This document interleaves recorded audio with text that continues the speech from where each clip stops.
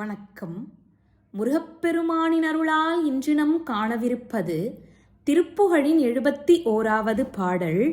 நிதிக்கு பிங்களன் பதத்துக்கு இந்திரன் நிறத்திற் கந்தனென்று இணைவோரை நிலத்திற்றன் பெரும் பசிக்கு தஞ்சமென்றரற்றி துன்ப நெஞ்சினில் நாளும் புதுசொற் சங்கமொன்றிசைத்து சங்கடம் புகட்டிக்கொண்டு உடம்பழி மாயும் புலத்திற் சஞ்சலங்குலைந்திட்டு உன்பதம் புணர்கைக்கு அன்பு தந்தருள்வாயே.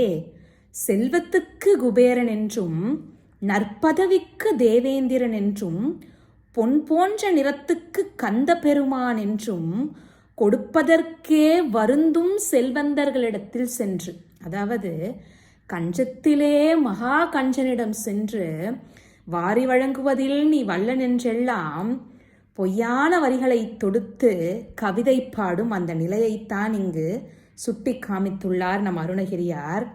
இந்த உலகத்தில் தம் பெரும் பசியை போக்குவதற்கு நீயே புகலிடம் என்று கூறி முறையிட்டு துயரம் மிகுந்த மனதில் தினமும் புது புது சொற்களின் கூட்டத்தால் ஒரு கவிதையை பாடி சங்கடத்தில் சிக்கி உடம்பு அழிந்து மாய்கின்ற புலன்களால் வரும் துன்பங்களை தொலைத்து முருகப்பெருமானே உன் திருவடியை சேர்வதற்கு உரிய அன்பினை வழங்கி அருள்வாயாக என்று கேட்கிறார் நம் அருணகிரியார். அடுத்ததாக நம் முருகப்பெருமானுடைய சிறப்பம்சங்களை கோடிட்டு காமித்துள்ளார்.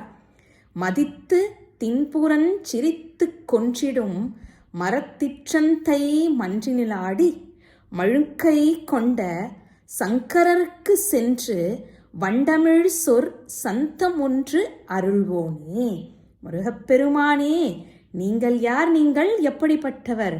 மனத்தில் கருதி வலிய திரிபுரத்தை புன்னகை செய்தே எரித்த வீரமிகுந்த தந்தையாரும் அம்பலத்தில் ஆனந்த நடனம் புரிந்தவரும் மழுவை கரத்தில் ஏந்தியவருமான சங்கருக்கு குருவாக சென்று, நம்மளுடைய சங்கரருக்கே குருவாக சென்று வளமான தமிழ் சொற்களால் வேத பொருளை ஓதியவனே எங்கள் கந்தக்கடவுளே, குதித்து குன்றிடந்து அலைந்து செம்பொன் கொழித்து கொண்ட செந்திலின் வாழ்வே.